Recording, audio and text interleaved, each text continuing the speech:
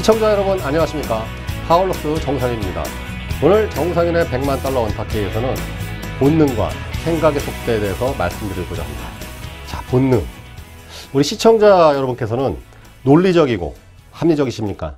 아니면 감성적이고 충동적이십니까? 자, 이 양면성 인간이신 두 가지 본능이라 할 수 있는 것이죠. 자, 본능과 생각의 속도라는 것은 어떠한 주제로서 연결되는 것인지 이제부터 말씀드리고자 합니다.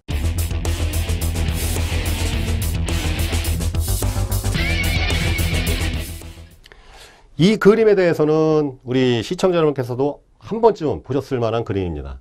다윈의 진화론에 나오는 그림이죠. 진화론에 의거하면 500만 년 전에 이 오스트랄로피테쿠스로부터 현생 인류인 호모사피엔스까지 500만 년의 시간이 걸렸다고 하죠. 그 다음에 호모사피엔스 사피엔스가 출현한 것은 25만 년 전에 출현했다고 합니다. 이 오스트랄로피테쿠스 때부터 바로 직립보행을 시작한 것이죠. 그 다음에 이 네안데르탈인 정도에서 이제 도구를 쓰게 된 것이고, 지금과 같은 합리적인 사고방식을 갖게 된 것은 바로 이 호모사피엔스 사피엔스라고 합니다. 자, 이 그림에서 되게 중요한 것이 있습니다.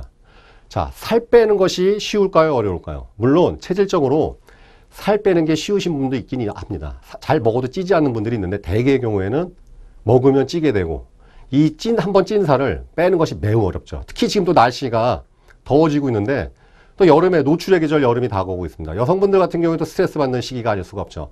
또 살 좀 빼야 되겠지. 살 좀 빼야지. 올 여름에 비키니 한번 입어봐야 되겠다.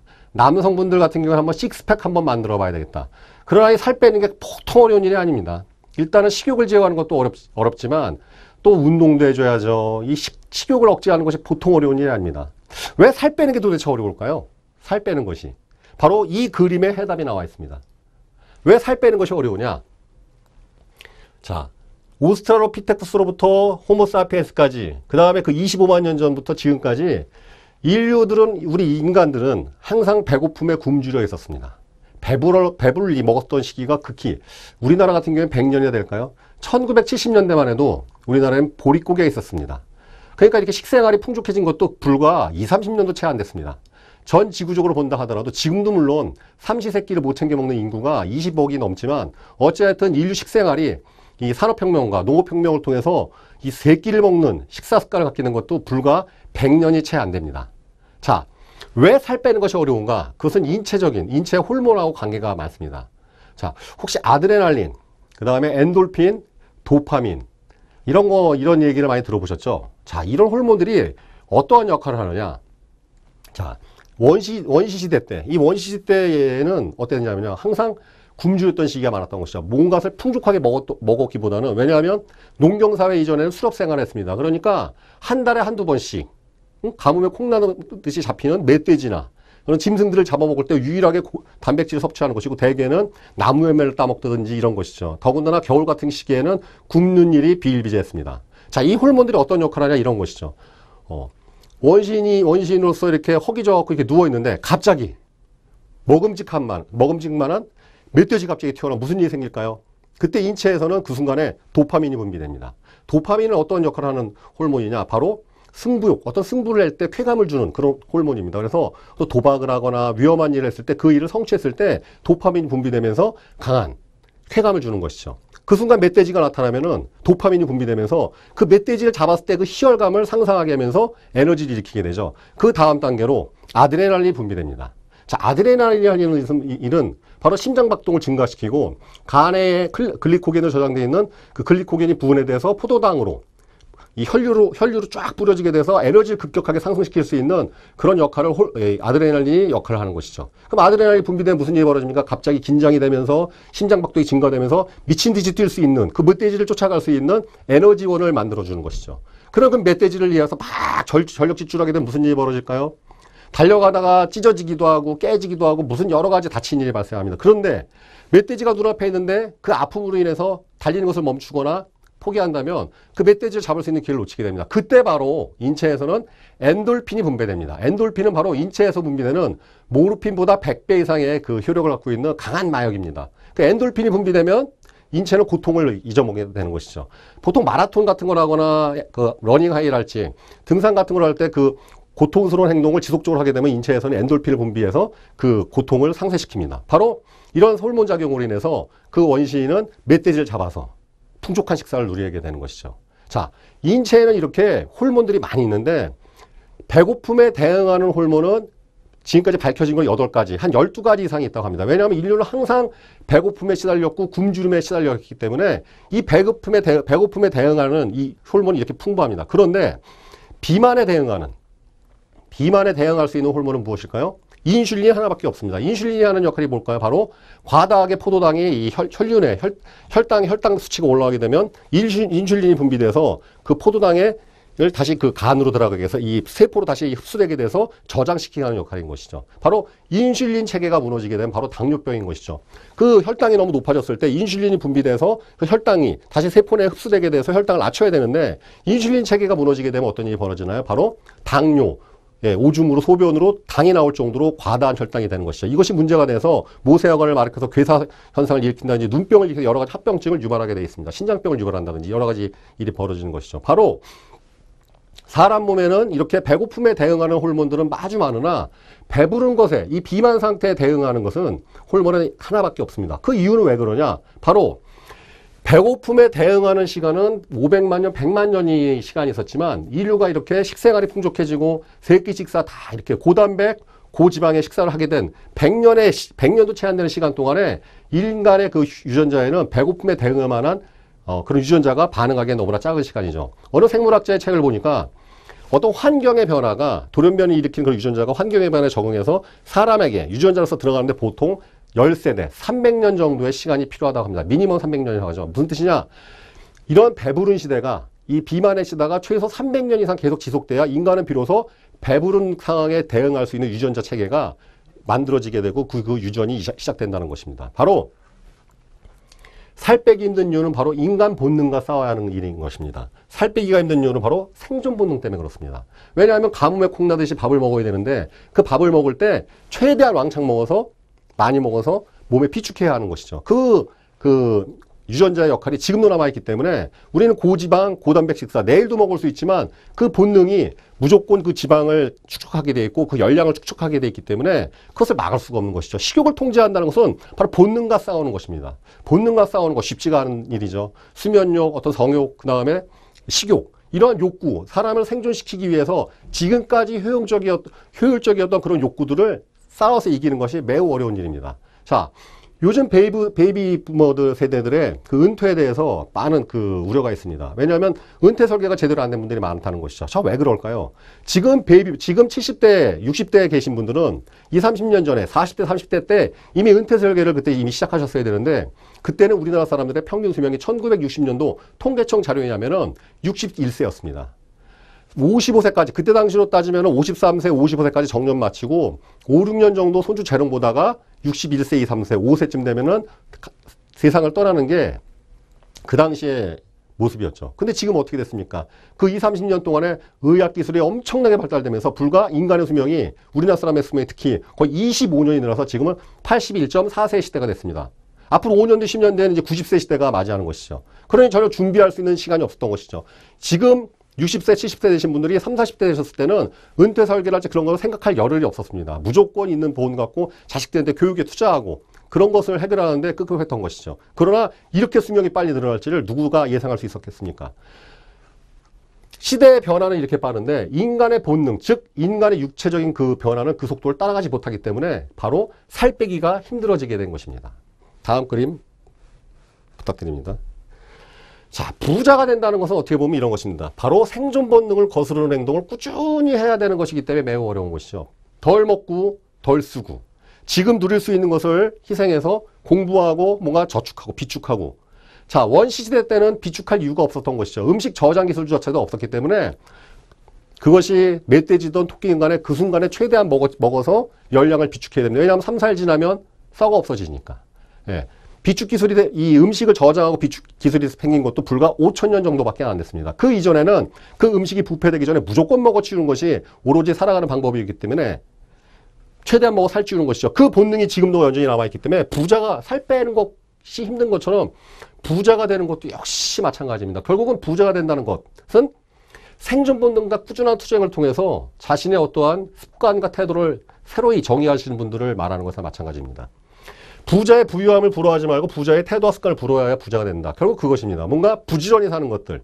어떤 재무적인 목표를 달성하는 것들은 결국은 쓰고 싶은 욕구, 지금 먹고 싶은 욕구, 그런 욕구, 이 본능으로 벌어지는 일들과 이 논리 이성으로 생각해서 그것을 막는 것이죠. 그것을 참고서 자기 어떤 계획한 대로 해나가는 것이 별로 어떤 재무적 목표를 달성하는 것과 일맥상통합니다. 자, 주식에서도 마찬가지입니다. 주식이란 무엇일까요? 결국은 하이 리스크, 하이 리턴. 수익이 세게 날 수 있는 종목은 리스크도 있습니다. 가파르게 망가질 수도 있는 것이죠. 수익이 또 세게 나면 무슨 일이 벌어지나요? 우리 시청자 여러분들 가슴이 두근거리죠. 30% 정도 보통 평균 수익이 나게 되면 마음이 불안해지게 됩니다. 왜냐? 더 크게 갈 주식임에도 불구하고 마음이 불안해지는 것이죠. 이 수익이 자칫 날아가면 어떻게 될까?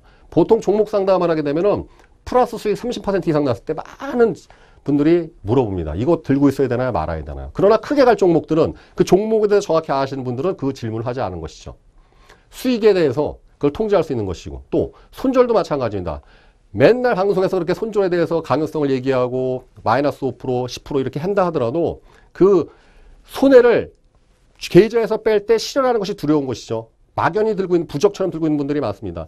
이미 이 종목은 손절을 하고 이미 빠져나옴에도 불구하고 그냥 막연히 들고 계신 분들이 많지만 손해에 대한 공포 때문에 그렇습니다. 주식 투자도 결국은 이익과 손해의 그 공포를 제어하고 그 다음에 수익에 대한 어떤 욕심을 통제하는 그런 게임이라고 저는 보고 있습니다.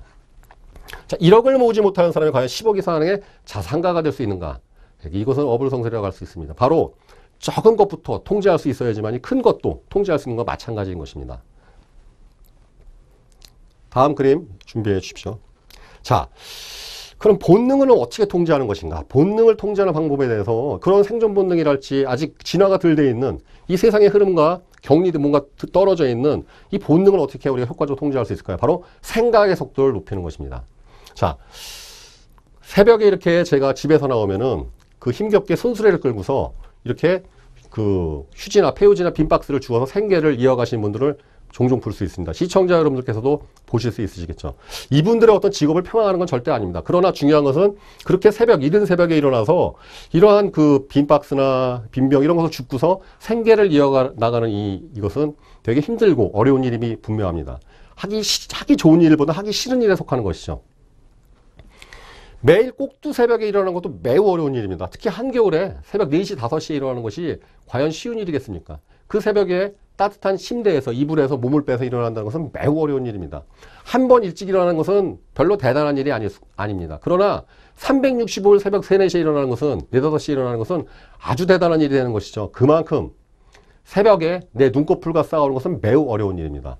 그렇게 꼭두 새벽에 일어나는 것도 매우 어려운데 이 꼭두 새벽에 일어나서 골목골목에 있는 어떤 박스를 줍고 하는 것이 쉬운 일일까요? 매우 어려운 일이죠.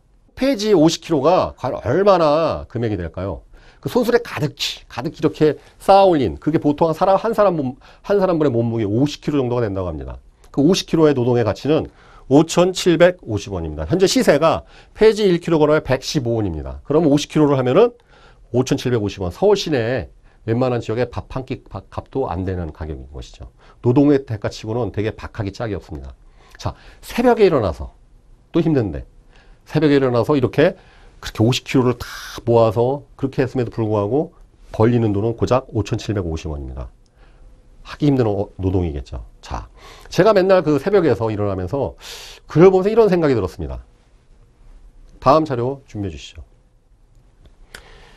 젊었을 적 30, 40대에 꼭두 새벽에 일어나 과연 열심히 살았다면 저렇게 열심히 살았다면 과연 나이 60, 70에 넘은 나이에 꼭두 새벽에 손수레를 끌었을까요?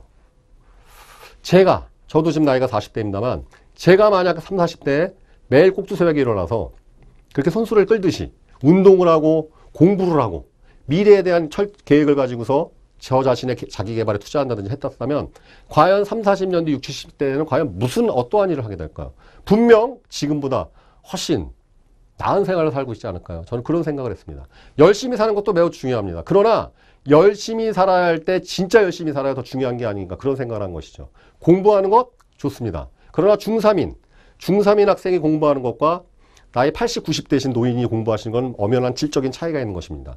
시기가 요구할 때, 그 시간이 요구할 때 맞는 행동을 제대로 할 때, 열심히 할 때 비로소 진정한 가치를 발휘하는 것이 아닌가. 저는 새벽에 일어나서 그것을 생각을 했습니다.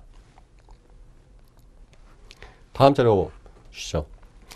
주말에 제가 또 이제 토요일날 가끔 산에 갑니다. 이 강남 쪽에 있는 어떤 청계산이나 대모산이나 또 북한산, 산에를 제가 이제 토요일날 일요일날 이렇게 취미를 붙여갖고 다니는데요. 이 주말에 산에 나가보면은 나이 드신 노인분들이 참 많습니다. 20, 30대, 그러니까 회사에서 이렇게 단체로 올라온 경우, 이렇게 온 경우를 제외하고는요, 되게 나이 드신 분들이 많습니다. 특히 평일에 한번 그 산에 가보시게 되면은 나이 드신 분들이 압도적으로 많은 걸 볼 수 있습니다. 자, 주말에 산에 가니까 왜 그러냐? 건강을 되찾기 위해 건강의 소중함을 아시고서 와서 운동을 하시는 것이죠. 등산객 태반이 놓이는 것, 잃어버린 건강의 소중함을 나이 들어서 깨우친 것이죠. 그래서 맨날 산에 와서 이렇게 하시는 거죠. 제가 또 이거 보면서 느낀 게 무엇일까요?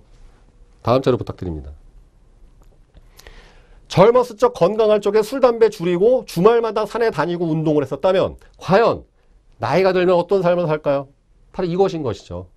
물론 나이 들어서 산에 다니는 것도 매우 바람직하고 좋은 행동입니다. 그러나 진짜 필요한 20대, 30대, 40대 주말을 반납하고 주말에 늦잠 자고 그런 것이 아니라 산에 다니고 술, 담배를 멀리하고 운동을 하고 그랬었다면 그런 사람의 인생은 60대, 70대, 80대는 어떠한 일이 벌어질까요? 바로 이것입니다. 바로 그 시기가 요구하는 그 시기에 알맞는 행동을 제대로 해줄 때 그 인생은 빛을 발휘하는 것이 아닌가 그런 생각이 드는 것이죠. 다음 그림 부탁드립니다. 자, 제가 5, 6년 전에 노인센터나 양로원이나 이런 데 가서 인터뷰를 한 적이 있었습니다. 나이 드신 분들을 가지고 제가 이제 금융에 대해서 많이 공부를 할 때 나이가 들어보시니 가장 후회되는 점이 뭔가요? 제가 이렇게 이제 어르신들한테 여쭤본 것이죠. 그랬더니 나오시는 해주시는 말씀들이 다 이 순서는 약간 틀리지만 5가지 범주 안에 다 들어가 있습니다. 첫 번째, 그러니까 나이 들어보니 가장 후회되시는 게 뭡니까? 첫 번째 뭐였느냐? 돈을 충분히 안 모아둔 것, 연금이랄지 저축이랄지 나이 들어보니 그렇게 후회되다. 그러니까 자식들 손 벌린 그런 상황이 되면 너무나 비참하고 힘든 것이죠. 나이 들어보니 가장 후회돼. 첫 번째, 돈 안 모아둔 것, 연금 같은 거 가입 안 하는 게 정말 후회되더라. 두 번째, 건강을 소홀히 한 것. 건강을 소홀히 한 것. 나이 들어서 몸 아프면 무슨 일이 벌어져? 가족들한테 민폐를 끼칠 수도 있고 얼마나 본인 자신이 힘들겠습니까? 기운도 없는데. 건강을 소홀히 한 것. 세 번째, 공부를 게을리한 것. 자, 여유도 있습니다. 해외 좀 여행도 나가보게 돼요. 영어를 못하니까 답답한 것이죠. 영어라도 좀 공부해 둘 걸. 이때에서 후회를 하는 것이죠. 젊었을 때 필요 없을 줄 알았는데. 물론 지금도 영어를 잘하면 먹고 사는데 아주 도움이 됩니다. 가족들과 소중한 시간을 보내지 않은 것. 나이 들어보니까 왜 내가 가족들하고 왜 이렇게 소중한 시간을 못 보냈는가? 왜 자식들과 충분한 대화를 못 나눴는가? 나이 들어서 대화하려니 어색하고 서먹서먹하고 대화가 안 되는 것이죠. 왜 젊었을 때, 아기가 어렸을 때 좀 더 사랑해주고 왜 대화를 풍성하게 못 가졌는가? 30년, 40년 같이 살았던 부부하고 대화를 하려니 어색하고 어려운 것이죠. 다섯 번째, 열정적이고 도전적인 삶을 왜 살지 못했는가? 왜 열정적이고 도전적인, 어차피 늙으면 다 똑같은 인생인데 왜 나는 좀 더 도전적인 삶을 못 살았는가? 왜 그 젊은 좋은 시기에 왜 그런 멋진 일들을 한번 만들어보지 못했는가? 그런 후회들을 많이 하시더라는 것이죠. 이것이 의미하는 게 무엇일까요? 바로 다음 그림에 나와 있습니다. 다음 그림 부탁드립니다. 이 내용은 바로 이것입니다. 이소부화. 대한민국에서 이소부화에 대해서 모르시는 시청자분이 계시나요? 자, 이소부화. 한여름에 이 배짱이는 개미를 놀립니다. 이렇게 열심히 하는 개미를 놀리죠. 나처럼 놀고 편하게 살라. 개미의 배짱에 대해서 우리 아주 어릴 적부터 이소부화에 대해서 알고 있습니다. 그러나 겨울이 되자 배짱이는 무슨 일이 벌어지나요? 배짱이한테 개미한테 가서 구걸을 합니다. 배짱이는 이때 일을 하고 싶어도 먹이를 구하고 싶어도 구할 수가 없는 것이죠. 시절은 지났고요. 그러니까 개미한테 가서 구걸을 하게 됩니다. 여름에 신나게 놀았던 배짱이가 겨울에 어떤 일을 당하는지 우리는 잘 알고 있습니다. 그렇기 때문에 인생의 겨울 또는 세상의 겨울이 오기 전에 항상 뭔가 준비해야 되는 것이죠. 자, 다음 그림이요. 조지 버나드쇼는 이렇게 얘기했습니다. 영국의 극작가이자 노벨문학상 수상자입니다. 조지 버나드쇼는 이 본인의 묘비명인데요. 묘비명에 뭐라고 적어놨느냐. 우물쭈물하다가 내 이럴 줄 알았다. 노벨문학상을 수상한 이 극작가, 세계적인 극작가도 죽을 때 무슨 후회를 했느냐. 내 우물쭈물하다가 이렇게 될 줄 알았다는 것이죠. 우리 시청자 여러분께서는 지금 혹시 뭔가 망설이고 계시는 거 아닌가요? 좀 더 도전적이고 열정적인 삶을 사셔야 되는데 이거 하면 어떻게 될까? 걱정 때문에, 공연한 높아심 때문에 그 시기를 놓치시고 우물쭈물 하신 게 아니신가요? 주식도 마찬가지입니다. 아무리 가는 종목도 내가 투자하자는 소용이 없는 것이죠. 타이밍을 놓치면 안 되는 것이죠. 그때 과감한 결단만이 수익을 낼 수 있는 그런 것이죠. 아무리 정보가 좋아도 소용없습니다. 내가 결정하지 못하면 그것은 절대 내 것이 되지 않는 것은 자명한 이치인 것이죠. 다음 그림 부탁드리겠습니다. 자, 생각의 속도가 시간의 속도를 추월하지 못하면 큰 재앙을 당하게 됩니다. 시간의 속도를 초월하여 미리 예측하고 준비하고 대응책을 수립하고 실행하는 것이야말로 인생의 조화와 균형을 찾는 유일한 방법이다. 자, 이게 무슨 말이냐면요. 세월의 속도가 있고 생각의 속도가 있습니다. 자, 2014년이 된 지 어제 같은데 2014년 1월이 돼서 신년에는 한 것이 어제 같은데 벌써 2014년 5월이 넘었습니다. 날씨가 더워지고 있죠. 바로 이제 계절에 올해의 중간이 다가오는 것이죠. 한여름 더위가 또 부채질하다가 좀 지나다 보면은 또 연말이 다가옵니다. 이렇게 세월의 속도가 빠른 것이죠. 그런데 우리 시청자 여러분께서는 2014년 초에 계획하셨던 목표들을 얼마나 달성하셨나요? 얼마나 이루고 계신가요? 얼마나 하고 계신가요? 시간의 속도가 이렇게 빠릅니다. 생각의 속도가 만약에 뒤처지게 되면 어떤 일이 벌어지나요? 시간의 속도보다 생각의 속도가 늦으신 분들은 항상 벌어진 일을 해결하기 바쁩니다. 항상 터지는 일 맞기에 급급한 인생이 되는 것이죠. 최소한 시간의 속도만큼 생각의 속도가 같이 가시는 분은 그때그때 변화하고 대응하면서 위기를 넘기고 잘 해나가시는 것이죠. 그렇다면 이런 시간의 속도보다 생각의 속도가 더 빠르신 분들은 어떤 일이 벌어질까요? 어떻게 삶을 살까요? 자, 이거에 대해서 제가 되게 중요한 하나의 에피소드를 말씀드리겠습니다. 제가 아는 분 중에 모 대학의 아주 유명한 교수님이 있습니다. 인터넷에 이렇게 하면은 프로필이 나올 정도로 아주 유명하신 분이고 세계 100대 과학자로 선정되어 있는 아주 대단하신 분이죠. 근데 이분한테 제가 이제 그 야학 같은 데서 이렇게 봉사로서 그 학생들을 가르치고 있었습니다. 그래서 이분한테 제가 능력 기부를 부탁했죠. 이 학생들을 좀 이렇게 한번 일일 교사를 해주십사. 그래서 이곳에서 직접 오셔가지고 그 아이들한테 막 가르쳤습니다. 그랬더니 이제 학생 중에 한 명이 중3이었던 학생 중에 한 명이 교수님한테 당돌하게 이런 질문을 한 것이죠. 교수님은 어떻게 공부하셨길래 그렇게 공부를 잘하셨나요? 라고 이렇게 질문했는데 그 교수님의 대답이 참으로 기억에 남습니다. 전반부 대답은 저도 아는 거예요. 저도 알만한, 시청자 여러분께서도 알만한 내용이었습니다. 예습복습 충실히 하고 선생님 시키는 대로 열심히 하고 학원 과외 같은 거 잘 안 다니면서 열심히 공부했을 뿐이다. 그 내용 저도 잘 알죠. 그런데 후반부에 그 교수님이 했던 내용은 정말 되게 기억에 남는 인상적인 내용이었습니다. 어떤 내용이냐? 어떻게 말씀하셨느냐?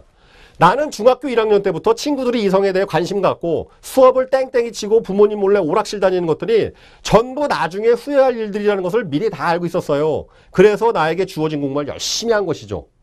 놀라운 답변이 아닐 수 없는 것이죠. 대개는 고3 돼야 후회할 것을 이분은 이미 중학교 1학년 때부터 생각이 5년을 빨랐던 것이죠.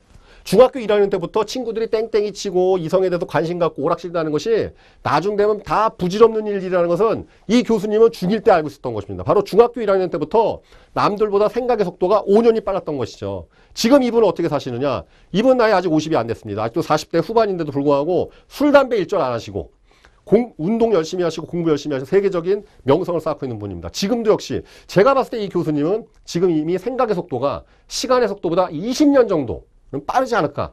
항상 예측하고 준비하는 그런 삶을 살지 않나. 그런 생각이 듭니다. 다음 그림 주십시오. 자, 이 그림은 그 항공모함입니다. 니미츠급 항공모함이라고 하죠. 예. 인간이 만든 그 전투함 중에서 가장 큰 규모를 자랑합니다. 미국 같은 경우에 이 니미츠급 항공모함 전단을 12개를 가지고 있죠. 미국만이 갖고 있는데 배수량 10만 톤의 이 배이고 이 배를 하나 만들 때 6조 원에서 한 7조 원 정도가 든다고 우리나라 작년 예산이 145조 원 정도 345조 원이었으니까 이거 배 하나 만드는 것도 굉장한 일인 것이죠. 뿐만 아니라 이 배만 있는 것이 아니라 6, 7조 원 들여서 이 항공모함 만들고 이 위에 있는 수많은 100여 대의 비행기 하나당 500억 정도에서 싼 거는 300억, 비싼 건 1000억 정도 되는. 그러니까 이 항공모함 하나가 굉장한 것이죠. 이거 하나만 해도 한 9조 원 정도 되는 것입니다. 이 안에 승조원이 6,000명이 있기 때문에 하나의 작은 도시를 할 수 있습니다. 항공모함만 있나요? 그 옆에 구축함 2-3대 있죠. 순양함단 2대 있습니다. 핵 잠수함이 같이 쫓아다니죠. 그 다음에 이 지원함까지 갖고 총 10개 정도의 배가 이렇게 선단을 구축합니다. 이것만 해도 한 20조 원 정도가 되는 것인데, 자, 시청자 여러분들, 항공모함이 풍랑에 태풍 만나서 뒤집힌 거 들어보셨나요? 그런 적은 본 적이 없어요. 그런 기사를 들어보신 적이 없나. 한국마음은 절대 풍랑에 뒤집어지지 않습니다. 왜 그럴까요?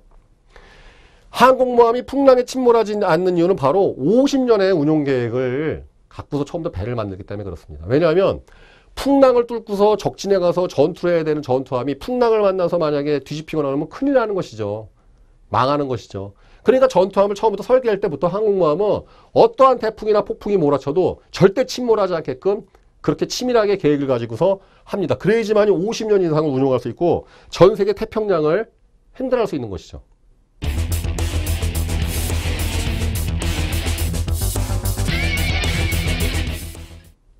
자, 혹시 우리 시청자 여러분들의 인생은 어떠한 배일까요? 혹시 뗏목이십니까? 돛담배이십니까? 항공모함입니까? 자, 본능을 제어한다는 것은 그런 것이죠. 지금 이 순간에 내 욕구에 몰입돼서 미래를 생각하지 못하면 후회할 일을 하게 되는 것입니다. 그러나 덜 먹고 덜 쓰고 참고 뭔가 주식을 하고 이런 것들은 결국 선견지명을 갖고자 하는 것이죠. 미래를 예측하고 미래를 생각하고 그렇기 때문에 지금의 내 욕구를 희생하는 것을 말합니다.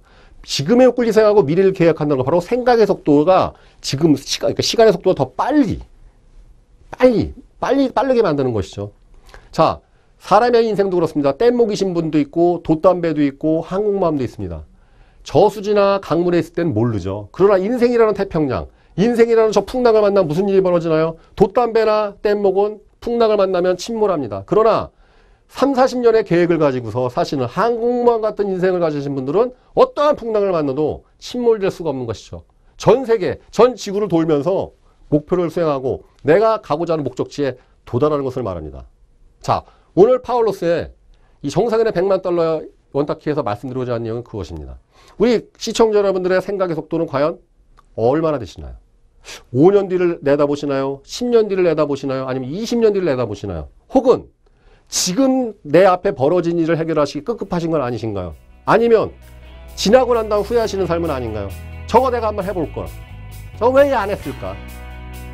버스 지나간 다음 손도 흔들어봐야 소용없습니다. 버스 오기 전에 미리 시간 알고서 그 위치에 가 있어.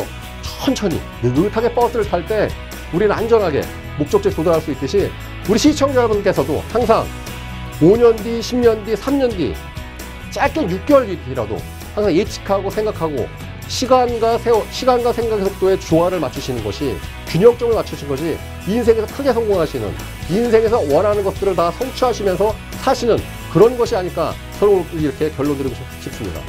이상으로 마치겠습니다. 감사합니다.